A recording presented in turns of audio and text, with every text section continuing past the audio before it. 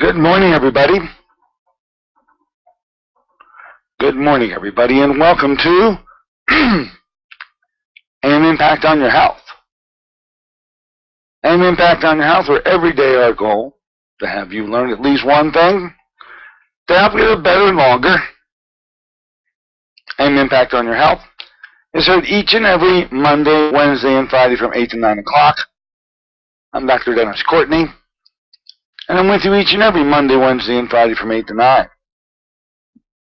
An Impact on Your Health, where each day you'll find current medical news, knowledgeable guests, fascinating health topics, and of course where we do encourage you to call in to join in. Today, excuse my throat today, a little gravelly if it's ever been so before. We'll get that thing cleared up and we'll be off to our normal posture for this summer. Top Doc Summer is what we call it. We've been bringing you the top 20 alternative medicine doctors from across the country. And this particular gentleman today actually has been a prior participant of Top Doc. He was here last month on the 18th of June.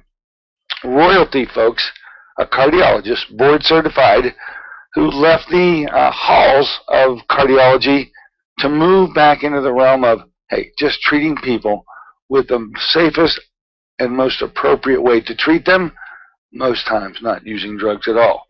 Of course, that's a theme around here we really enjoy, but to hear it come from a board-certified cardiologist who had a very insightful time with us last month talking about emotion and how that contributes to serious disease. Today, there's no more serious a disease than cancer itself, and that's what Dr. Lee Cowden will be talking about today. So, hope you enjoy our little discussion with the doctor. After all, was the chapter that he did present to us when we were out there in Phoenix a couple of weeks ago. And he has requested to come back and present it to you. So our guest today is Dr. Lee Cowden. He'll be with us right after that first break. Now let's sort of check out the way the rest of the week is going along. Today is our final day in our 3-day eye treatment program. We are always looking forward to the third day because on day 3 we reassess. We'll be going back today to take a look at the progress that these 3 patients have made and find out how well they've done and allow them to leave us today with what we hope to be a giant smile on their face, because they will have known that they've been able to take and turn around these serious eye diseases in 3 days and send them on their way to make sure we reevaluate them at 3 months, 6 months, and a year to continue that progress. By the way, the next eye program that's coming up will be held here next month on August 18, 19, and 20. And there's plenty of time if you think you'd like to be involved in that program to become enrolled in it. Give us a call here at 724-942-3002. That's 724-942-3002. And you want to speak to Sarah. And so we'll allow you to start moving through the steps, getting the records in, getting them sent off to Dr. Ed Condrat. He'll program the microcurrent machines that we use so often during this particular 3-day program. So if you suffer from eye conditions that don't appear to have a very good profile with treatments in order to restore your vision, and I'm thinking particularly about 4 diseases. They would be macular degeneration, glaucoma, diabetic retinopathy, and cataracts. These 4 are where we really accelerate and excel. And give us a call, 724-942-3002. Now, if you'd like to attend a free seminar, we'll be holding one here next Thursday, 6 o'clock. I see the list is building up. If you think you'd like to just come on over and discuss your particular eye issues, hear the story of how this program got started by Dr. Ed Condrat, you'll get a free book for coming entitled The 10 Eye Essentials to Restore Your Vision. It'll act as a primer to allow you, as when you leave, to really start making these changes on your own. Most of the changes you can make on your own some of the changes you can't, and you'll need our help. No matter what, the program is always available here once a month, but that'll give you the opportunity to come see us face to face and get some of those questions that are still plaguing you out of your mind. So once again, a free seminar here at the office, 6 o'clock. Call us so that we can reserve a seat for you. The number is 724-942-3002. That's 724-942-3002. Now on Friday, as in keeping with a promise I made, we're launching a new product line here, the one-of-a-kind drinks to go to for those of you pre-diabetic, diabetic, or just plain overweight and want something that's going to enhance your ability to lose that weight or to prevent tragedy, serious medical tragedy from continuing down a highway with a pretty ugly ending. Anyway, the line is called Beresha. The one-of-a-kind coffees, teas, lemonades are thermogenic. All three are thermogenic, meaning they burn fat without even having to do a thing other than drinking them. Plus, they taste so wonderful, and we'll be having another special guest on Friday to talk about Beresha. This all leading up to the tasting event here in my office, going to be held in August, on August 13th, 6 o'clock. So if you want to try these drinks then, feel free to be invited here to my office to do so. If you just can't wait, head to the website where my products are all listed. The website is at pittsburghiprotocol.com. That's pittsburghiprotocol.com. Click on the products icon, and there you'll see it. And it'll take you right up onto the Beresha International website and allow you, if you would like to purchase now and not have to wait till August 13th. Speaking of August, highlighted groups. There'll be Susie Weiss here on the 4th because she's in the office on the 7th talking about essential oils. Dr. Vavavoom will be back from the Scandinavian countries. And then Dr. Jerry Tennant, one of the top docs. Man, what a presence he is. And you'll enjoy hearing him on the 11th of August. And that's the way the current schedule shapes up as we speak. All right, let's do this. We're going to take a short break. I'm going to get a sip of water to help me for this growly day of mine. Please allow me to apologize for it. Might clear up during this first hour. We are in the wings now with our good guest, our good friend, Dr. Lee Cowden. Be right back in a moment with Dr. Cowden.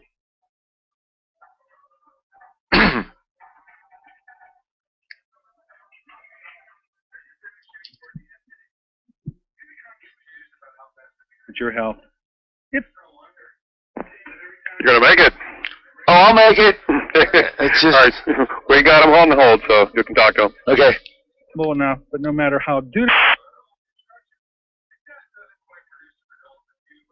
Lee. Hi there. Good morning. Good morning to you, Lee. Thanks for coming aboard this morning. You're welcome. I got a raspy throat. I'm going to have you do most of the talking. I anticipated it anyway. And we are going to move. This is really the chapter you presented to the group, isn't it? Isn't this sort of along the lines of the cancer treatment that you talked about in Phoenix? Yeah. Okay. So I think we'll sort of rehash Lee Cowden and the cardiologist that's now treating everything in the world. A cute little story about, with Dr. Sinatra. Well, that's what he had. That was a cancer patient. And then your interest in cancer and what you want to tell us about it. Okay? Sounds good. Okay. Hang loose. All right.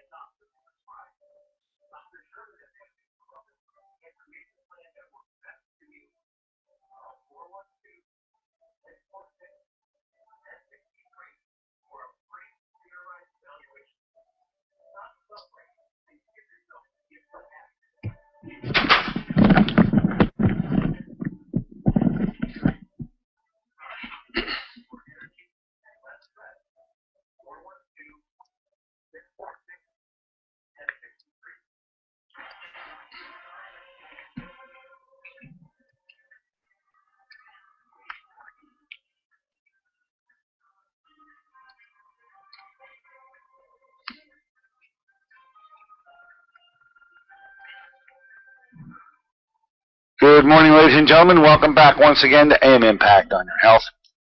Heard here in KHB 620 each and every Monday, Wednesday, and Friday from 8 to 9 o'clock. I'm Dr. Dennis Courtney with you today on a Wednesday morning version of the show, and we are in the top doc mode around here, as you know by now.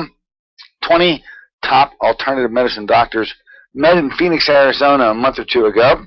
They all met up after having contributed a chapter to a book, and that book served as the backdrop for how we would all meet and present those chapters to each and every one of us and to a very large room of welcoming participants. Well, a lot of friendships were made as these gentlemen, these brilliant gentlemen, exited the stage. I was there sort of in the wings asking them, hey, would you mind, please, come on the radio show and share your message with my listeners. And just about every case that was always met with the affirmative, sure, wouldn't mind doing it at all. In this particular case, this doctor has been with us once before. Enjoyed it so much, he's requested to come back again, and I'm so glad he has. He's just a brilliant physician, quite a tender heart that he has placed squarely on the table with you. Last time talking about emotions, this time talking about the roughest of them all, folks, the subject of cancer. Let's get to our guest today and say good morning to Dr. Lee Cowden. Good morning, Lee. Thanks for coming aboard once again. Good morning, Dennis. Good to be on with you again. Lee, you revealed so much about yourself the last time, and although we don't want to get so much down in the weeds that we lose track of our time, but I do always like to represent someone. Your new listeners today, they maybe weren't here a month ago when you were last with us, but there's a Lee Cowden philosophy out there, and it's such a powerful one. Anytime I find a cardiologist who has broken outside the bounds of that realm, I consider that royalty in medicine, and you were a royal. You're still royal in my mind, but not when the cardiology alone. You've moved that to treat just about everything else going. Could you share with us how the Lee Cowden philosophy and approach to medicine really developed? Because it has some pretty interesting milestones in it. Share them with us, please. Yes, sure. I was in college up in Lubbock, Texas, which is dry and arid, and I moved to Houston to go to medical school, and I'd never experienced that humidity and all the plants and weeds and grass and trees and molds and fungus and allergens in the air, and I developed a lot of allergic rhinitis, in fact, drippy runny nose and stopped up nose, and that went into infective sinusitis, and then I went into bronchitis pneumonia. And all this time I'm following the directions of the chairman of the different medical school departments and doing exactly what they said and getting progressively worse. But thank goodness my wife's grandmother came to visit us down there and got me on some vitamins, minerals, and herbs, and I got well. And I thought, my goodness, I need to learn what this woman knows, and I need to take with a grain of salt what I learned in medical training after this. And so I started in my spare time reading everything I could get my hands on in the way of what I call nutritional medicine or orthomolecular medicine. And then when I would read something that sounded logical, I would try it on myself or my family members or closest friends. And if it worked, I kept it in my armamentarium. If it didn't, I rejected it. And so I was doing this all the time. I was going through the rest of medical school and residency training and cardiology fellowship. And finally, when I finished cardiology fellowship, I did that only for a year. Did the standard practice only for a year because I just felt completely dissatisfied with allopathic medicine, with conventional medicine results. And so I went into integrative cardiology and integrative internal medicine, and was actually quite satisfied with that because the things that I'd learned over those years, I started applying to my patients and saw patients getting well when they were told that there was no help or no hope, that they should go home and suffer or go home and die by the other allopathic doctors. And it was very gratifying. even though it was a tiny fraction of the money coming in that I would have seen if I remained an invasive cardiologist. It was really what I felt I should be doing. And I basically took whoever walked through the door, anybody that wanted or needed help, I took them on, and if I didn't know the answer, I would go find the answer to help them. And so I learned fairly quickly about a lot of conditions that I had no experience with in my allopathic training, like cancer and chronic fatigue syndrome and advanced autoimmune diseases and advanced neurological diseases and so on. And so that's the way it's been since then. It's just kept on growing. Well, the fact that, and I couldn't emphasize any more for our listeners, you'd made it. You were there at an economic Valhalla with the cardiology and all that comes with it. I mean, you were the invasive cardiologist. You did all the cast. You did that thing that I think each and every one of us knows so well. And we all know this to be lucrative. You said, I can't be hypocritical. What worked for me and my family is what I need to use in treating everybody else. And that has led you to the point where we are today. And I think that's a great summation of a great man who's now doing great things since that early turnaround. It's a cute story you told me when we met in Phoenix, where not many cardiologists have done what you have done. And, of course, the great Steve Sinatra is a colleague of yours, and although I don't think you really knew him well, you had a patient you sent to him.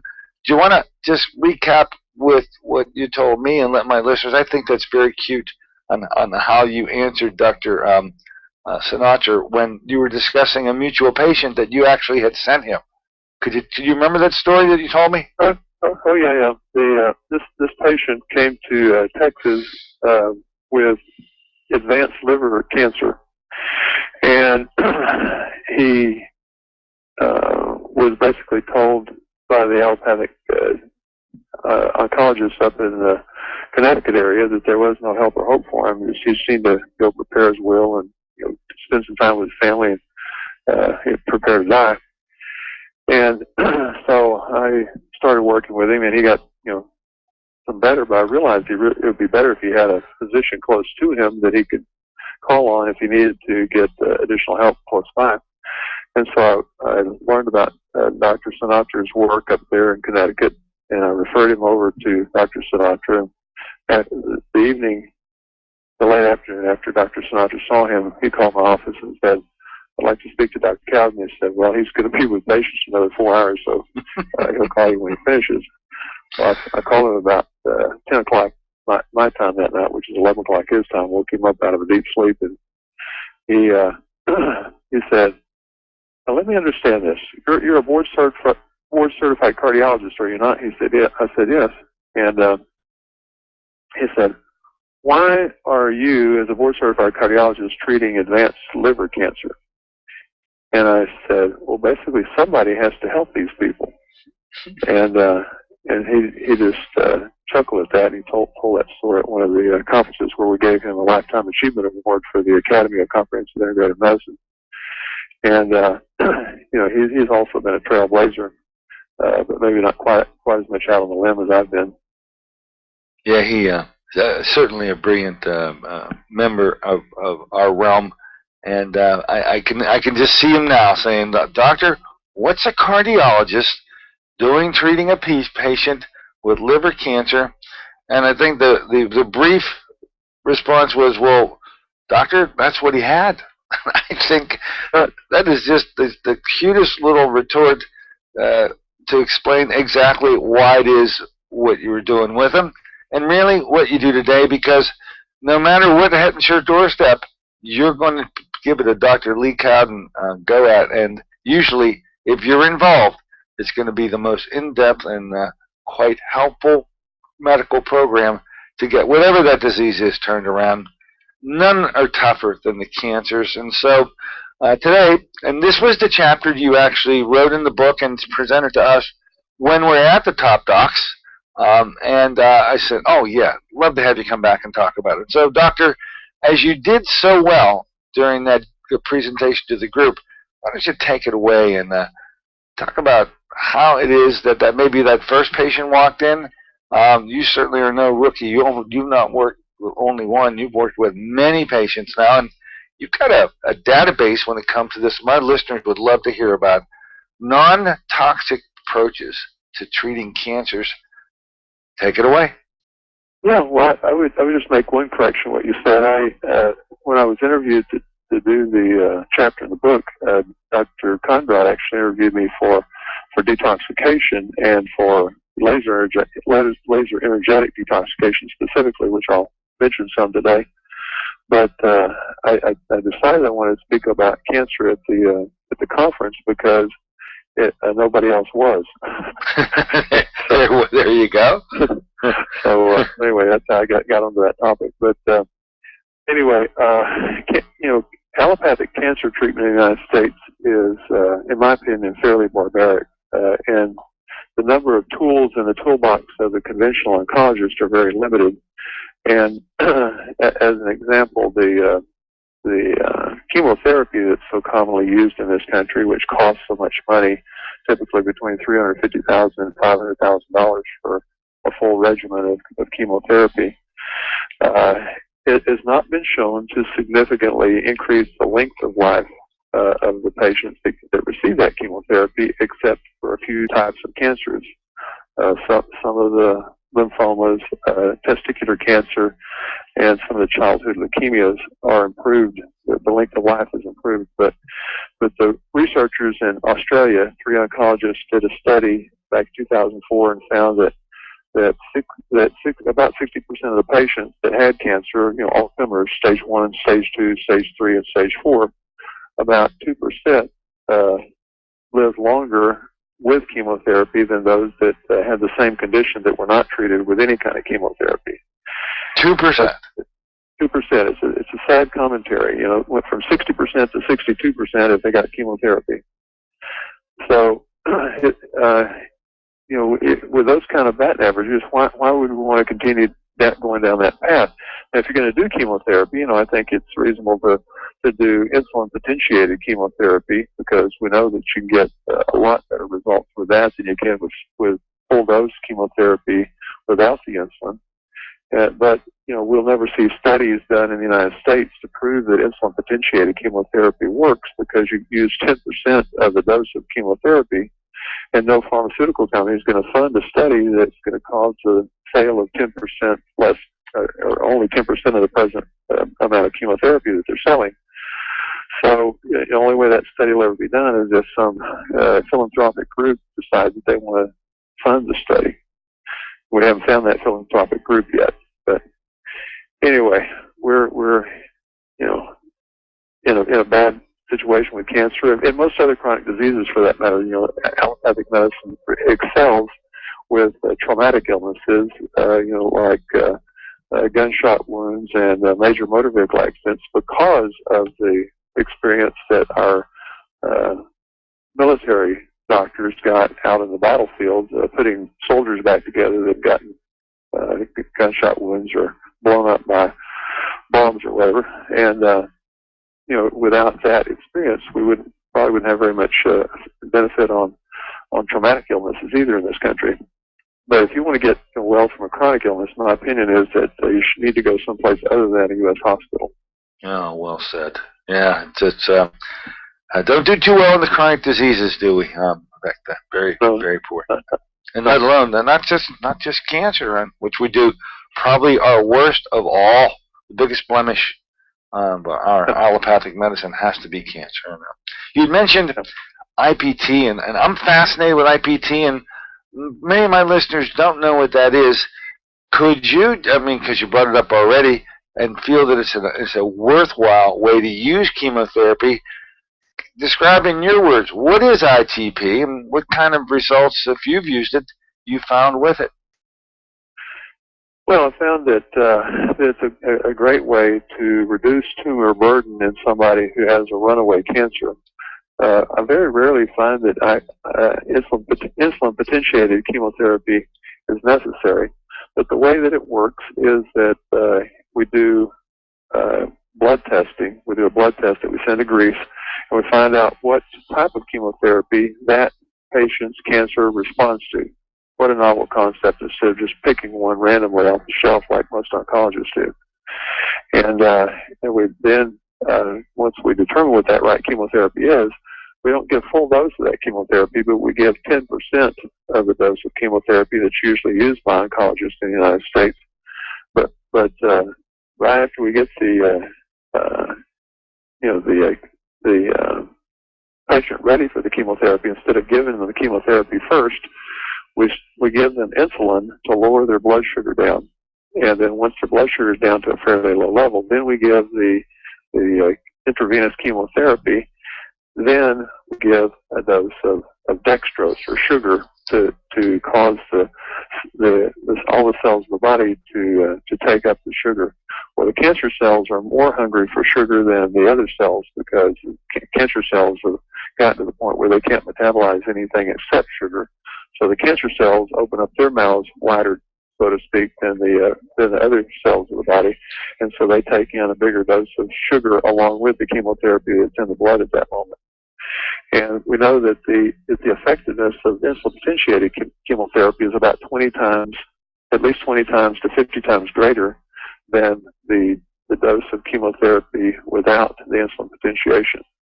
So if you're given 10% of the dose and you get up to 50%, 50 times greater effect, then that means even with 10% of the dose, you're getting 5 times the benefit that you would have gotten with full dose chemotherapy.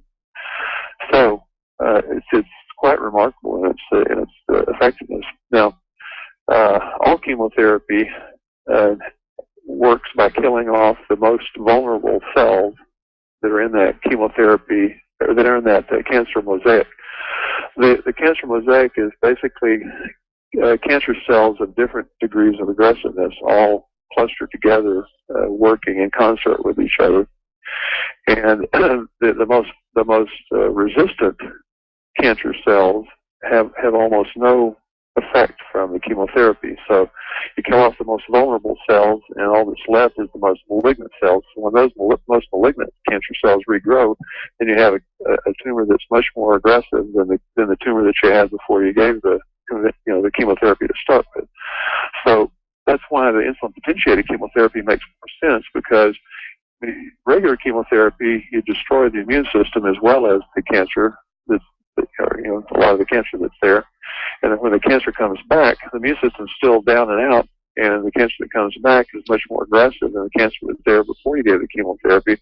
So you want to be able to have a way to address those remaining cancer cells that were not addressed by the chemotherapy, and that has to do with the immune system. So that's why the insulin potentiated chemotherapy is a much superior choice. And also it's superior, and although it's using the very substances that the oncologist feels is what they need to use, no oncologist that I know of in my area, how about you, is trained and does utilize the smart bomb approach, which is to use insulin potentiation, where you could really circumvent these terrible consequences to having chemotherapy drugs, right? Yeah. Well, the problem is that the medical boards in most states have gone after doctors who use insulin potentiated chemotherapy, and I only know of one board-certified oncologist in the United States that uses insulin potentiated chemotherapy. That's Dr. Jim Forsyth up in Reno, Nevada. But all the other doctors that are using insulin potentiated chemotherapy are not oncologists. They're doctors like me who had a compassion for trying to help patients with advanced cancer without destroying their immune system with full dose chemotherapy. And so they're way out on a limb, and oftentimes the medical board in their state cuts off that limb and lets them fall, to basically figuratively fall and losing their license. Disaster. So the ones that are doing the insulin potentiated chemotherapy are mostly those that have gone to the trouble of establishing an institutional review board research protocol in their office that put them outside the domain and purview of the medical board in their state. And so we have, Dr. Gus Katsanis doing that in Dallas, for example.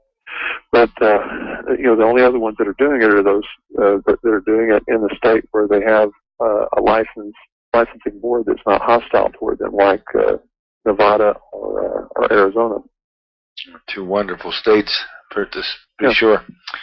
I know, because I sat there and I was in amazement at how many different cancer approaches that you are conversant with, and so you couldn't even get through them all if you wanted to. Although I'd like to see you give it a try sometime. But with all of what you've been able to amass, could you sort of look over those alternative approaches? I mean, my listeners and your patients aren't coming to us because they want the surgeries and the chemotherapies and the radiation. They're asking for other options. And boy, did you give some great options. Insulin potentiation was one of them. But how do you see it, Doc? Where do some of the best energies lie that you get involved with cancers and people have a fair shot, at least, of trying to overcome them? How do you approach this with a patient who comes in and has a cancer? What do you offer them in terms of your own top 10? Well, I would say that insulin potentiation is, kind of the last bullet in my gun, one of the last choices, but sometimes important to know that you have that. But with integrative medicine, you use the best that you can find from anywhere in the world. It doesn't matter whether it was developed in a U.S. medical school or whether it was developed by a shaman in a third world country. If the best therapy for the patient is an herb or a vitamin, then that's what we use. I would say that the most important therapies that I found in cancer are to first and foremost deal with the mental attitude of the patient. Very often they've gone to the oncologist. The oncologist says there is no hope, there is no help for your condition. Go home and die, and you're going to die in this number of days or weeks or months. If the patient believes that, that's when they die. Just set your watch. You can just set it. To the day, exactly, because the mind is so powerful that it controls the length of our life. So the first step is to get those negative words out of the patient's mind. I consider those words that were spoken by the oncologist or the oncologist nurse as a word curse.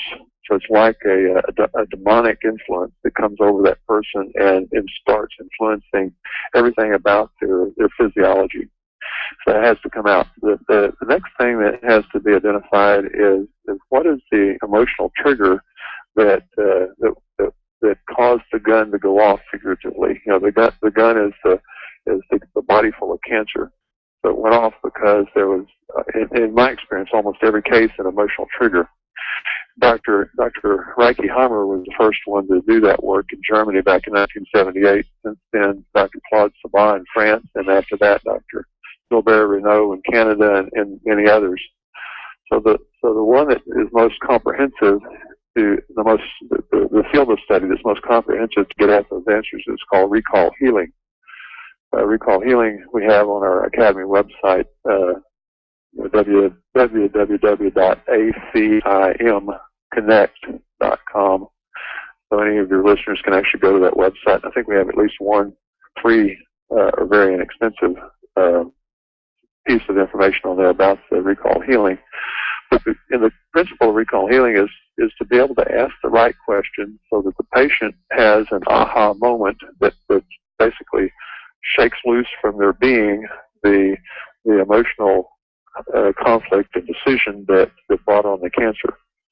For example, breast cancer in the left breast of a right-handed woman if it's intraductal carcinoma, is almost always related to one of their children being figuratively ripped from their breast, or somebody they consider like a child. And the emotional conflict of the left breast, if it's adenocarcinoma, is a disturbance of that woman's nest, of that woman's nest. Figuratively, the home is usually the nest, but occasionally a woman that works outside the home, her office is her nest. So anyway, if you know those emotion and disease relationships, then you know what questions you need to be asking. And so if you ask the questions in a very cautious and cagey way, the patient has an aha moment, and an aha moment starts a healing process. So it's a very valuable tool. Now, cancer develops, usually because of the underlying, I call it the milieu or the matrix of the body. And the thing that influences the matrix the most is are the physical toxins from the environment, or sometimes the biotoxins from microbes that are growing in the body or growing in the person's house. For example, we know if a person has a mold or fungus growing in the air conditioning system of their house, that they're breathing in continuously mycotoxins, which are immune suppressive, cancer-causing substances. And when enough of those build up in the body, they will develop a cancer. It's a guarantee. The trigger for the cancer is usually that emotional conflict, but the background or the basis for it is the mycotoxin, the toxin produced by the mold or fungus. And then there's all kinds of other toxins that are building up in our bodies. One that's most alarming to me right now is the radioactive elements that are in the air that we breathe every day that are there in gradually increasing amounts because of the 300 plus nuclear blasts that have occurred in the atmosphere testing nuclear weapons over the last 60 years since the Second World War, and nuclear accidents that have happened since then, Chernobyl, 3 Mile Island, and now most recently Fukushima. The radioactivity in the air in the United States has reached a level of at least 100 parts per million, 100 counts per million throughout the entire United States. And when you get to 100 counts per million, you should see cancer developing within 1 year of that onset of that high count. There are a few places in the United States where the counts have gone up to 500 counts per minute. 500 counts per minute. Oh, wow. Yeah, 500 counts per minute. I mean, so the 500 counts per minute is where you would see cancer developing within 90 days in a large percentage of the population. So we're in a very dire situation in this country, and if we don't do something about it, we're going to see an epidemic of cancer here in the next year or two. One of the best tools I found for trying to do something about that every day for your listeners is a product from the Nutramedix company in Jupiter, Florida. Nutramedix is the name of the company, and the name of the product is Zeolite, or Zeolite HP. If a person has mercury fillings in their teeth, they should use the Zeolite without the HP on the end of it. And if they have no mercury amalgams in their teeth, then they can use the Zeolite HP because it's a little more effective, more potent. But anyway, the Zeolite HP is the only thing I've found that will consistently cause the body to dump radioactive elements out every day. If you don't dump them out, they're actually accumulating, and when you accumulate enough, then those radioactive elements will release particles, gamma particles and others that cause cancer to develop in our cells. Zeolite and Zeolite HP from Nutramedix. Huh? Right. Yeah, so those are extremely valuable tools, and so your listeners need to know about that. If they don't want to die prematurely, they need to order that and get going on that. For a small person, very small adult, maybe 1 capsule once a day is enough. For a larger adult, probably 2 capsules once a day. So it doesn't take a lot to make a difference. The zeolite from Nutramedix is quantum physically imprinted with vibrational frequencies using a scalar generator, and the energies that are in that powder that's inside the capsule are capable literally of shaking loose from the cell the radioactive elements that are stuck in our cells. So it works kind of like a homeopathic agent, but you really can't develop a homeopathic that will do this, classically diluted homeopathic, because these radioactive elements are breaking down every day, and so we have literally hundreds of different radioactive elements that are now in our atmosphere over the United States. There wouldn't be a way to make a remedy that would cover all of those with standard homeopathy. So that's why this this clever thing that the Nutromedics has done is a lifesaver. Great tip for our listeners. Wonderful. Yeah. Now, there's a variety of other things that you can do for cancer if you happen to be unlucky enough to have that condition already. One of the valuable things besides detoxification is taking a proteolytic enzyme, a protein digesting enzyme, 30 minutes before food with water only. And that's not new news. Dr. John Beard, an embryologist, came up with that concept in 1902. So he was curing cancer cases in 1902 with that technology, that high-tech technology of taking enzymes 30 minutes before food with water only.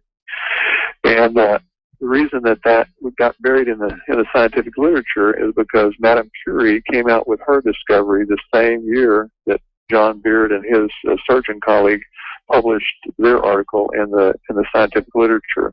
So basically, Madame Curie, with her radiation therapy, stole the thunder from John Beard and his colleague, and that got buried. But fortunately for us, Dr. William Donald Kelly in the 1960s cured himself of pancreatic cancer and cancer that was metastatic to his liver using proteolytic enzymes and dietary changes only. And so we should have a lot of gratitude to Dr. Kelly, who was also a dentist in Grapevine, Texas back then. And so he dug out of the literature the information about Dr. Beard's research and started it going again. So Dr. Nicholas Gonzalez. Yeah, that's the name I was searching for. Yes. Yeah, was a fellow in I think it was it wasn't in oncology. I think he was actually doing maybe some research in immunity and some research in other areas. But anyway, he was given the duty to go down to Texas to expose this charlatan known as William Donald Kelly. So Dr. Gonzalez went down to Texas to expose this guy, and Dr. Kelly said, "Oh, I'm so glad that a medical doctor is here trying to learn about this. You can look at any chart you want to, you can call any of my patients you want to." And so Dr. Gonzalez did just that. He started looking at the charts, seeing the X-rays of patients that had cancers when they came to see Dr. Kelly, and follow-up X-rays with no cancers, and so he started calling the patient and the patient families, and he found that almost every patient was still alive, as opposed to the ones that usually came to oncologists with stage 3 and stage 4 cancer, which were usually dead.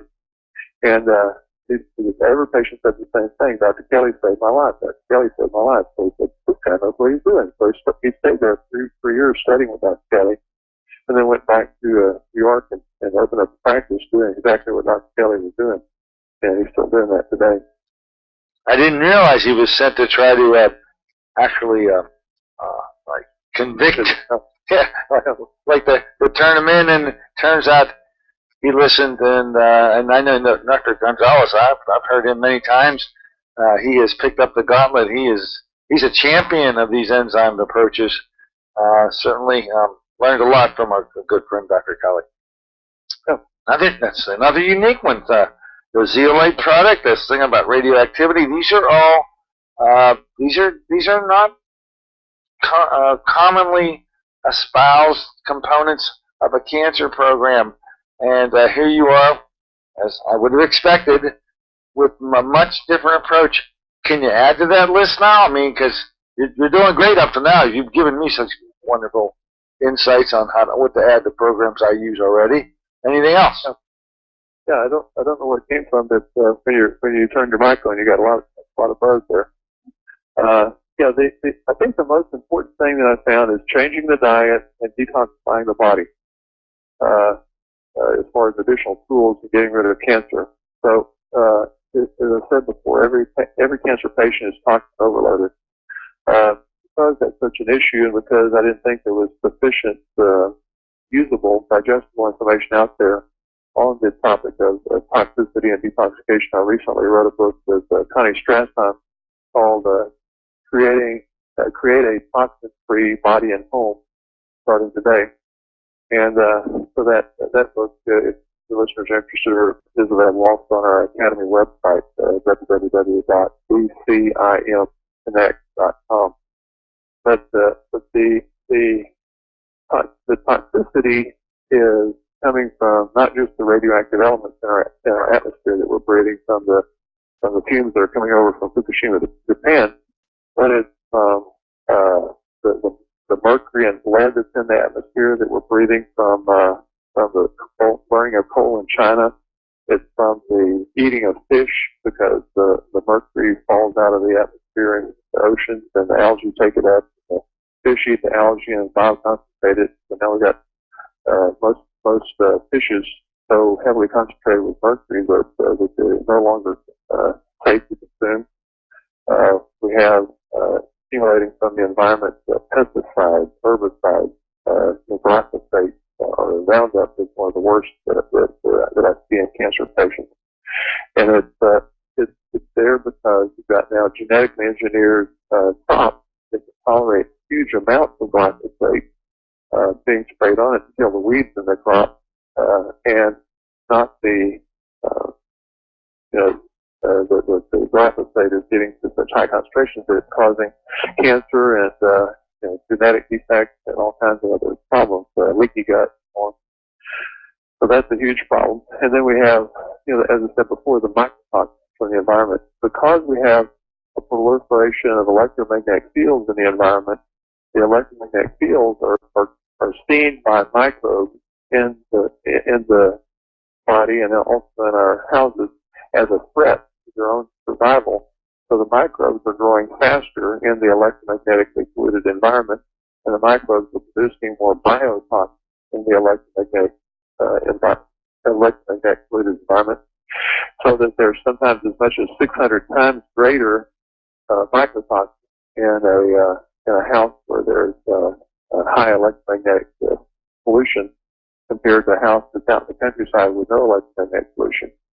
And so we're accumulating those cancer-causing, immune-suppressive microtoxins from our environment much faster. Also, when you breathe in a mold or fungus that's growing in your house or in your workplace, some of those funguses can actually set up shop and live in the body and continue to produce microtoxins in your body, even if you get the mold and fungus out of your house and out of your workplace. So those are huge issues. So we have ways to find those toxins and get them out of the body.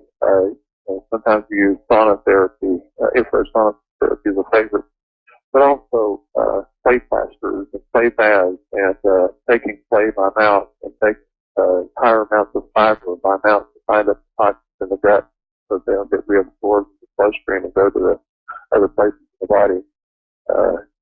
Doing other types of detoxes with light.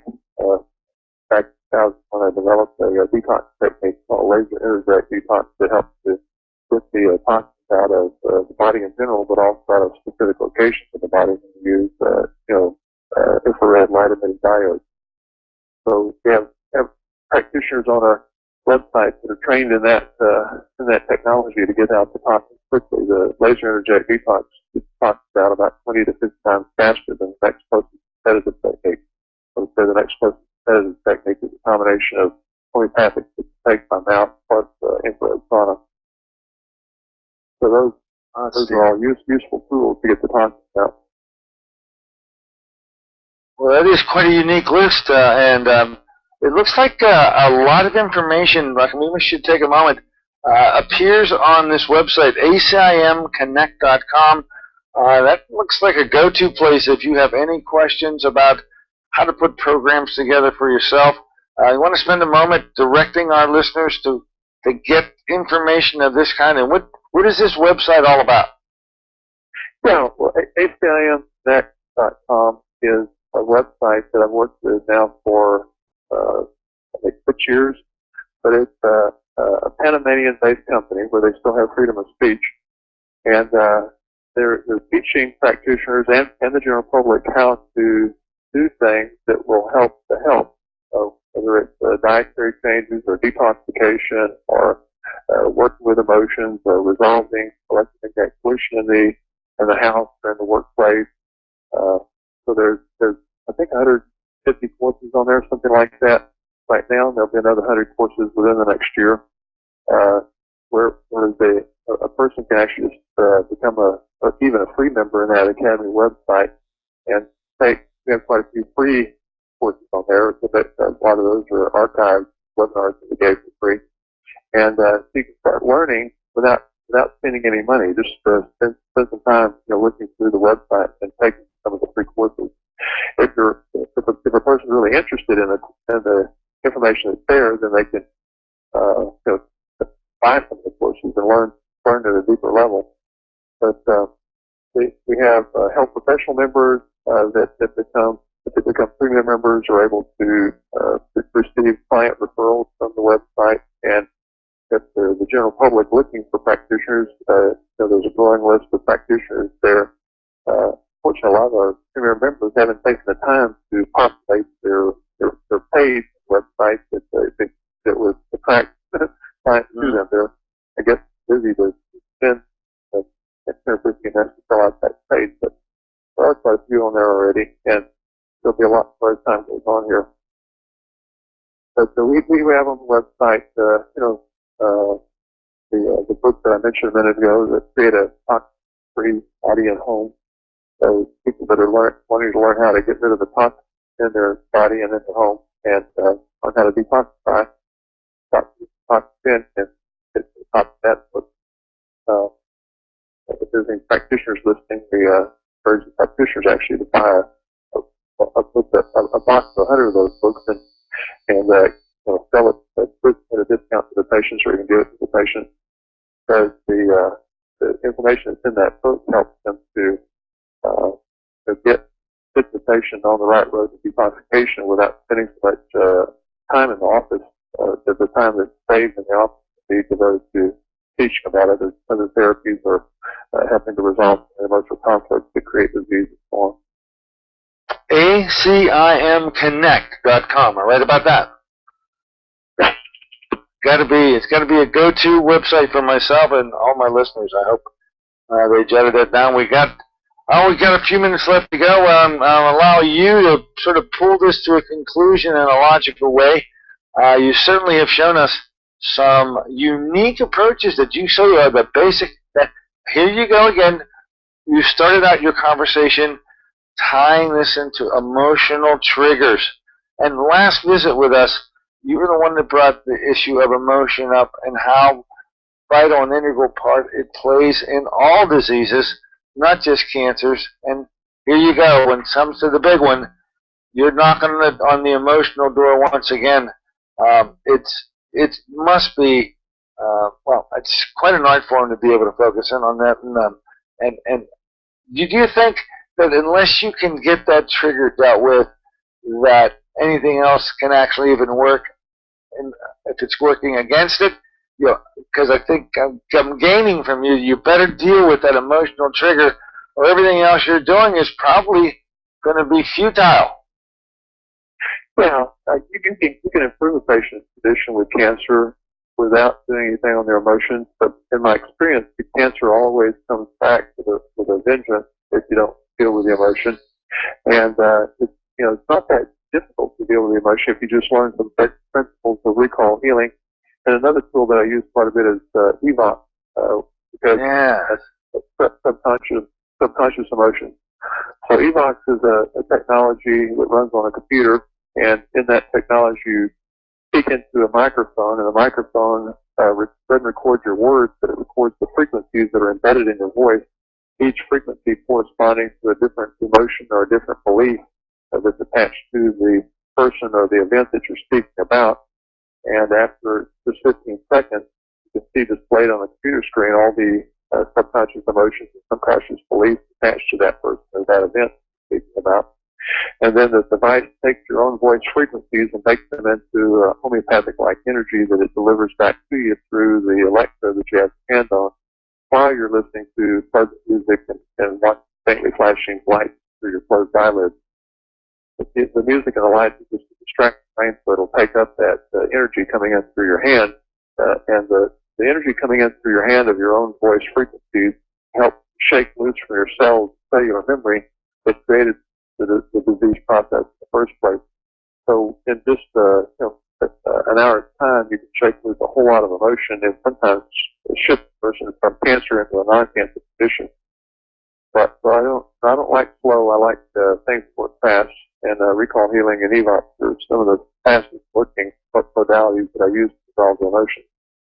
But there's a lot of other things that are behind cancer. There's oftentimes poor diet, nutritional deficiencies. One of the most common nutritional deficiencies in cancer is vitamin C, and so the patient with cancer usually needs 10, 20, 30, 40 grams of vitamin C per day, or 10,000 to 40,000 milligrams of vitamin C per day. So the 50 to 60 milligrams that the U.S. government tells us is sufficient is nowhere close to sufficient. And so vitamin C is extremely valuable tool. There's a whole bunch of herbs used in integrative oncology that are extremely valuable in resolving the cancer. And too many to actually go into, but we have a lot of that information on the Academy website. Tell you what, Doc, I'm going to send them there. I know I'm going to be going there. Once again, you've blown us away with that cardiology background of yours, helping you very little in what you're doing nowadays. Thank you so much. We're right to the end of our show right now. Thank you so much for coming aboard today.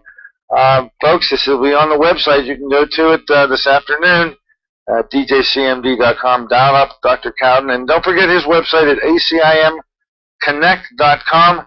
Dr. Lee Cowden, thanks for allowing me to invade your morning once again. Look forward to seeing you in the future. There you have it. Okay, folks, I'll see you on Friday. Beresha launching coming up. More about the Beresha products. And until then, this is Dr. Dennis Courtney with Dr. Lee Cowden saying so long for AIM Impact on Your Health.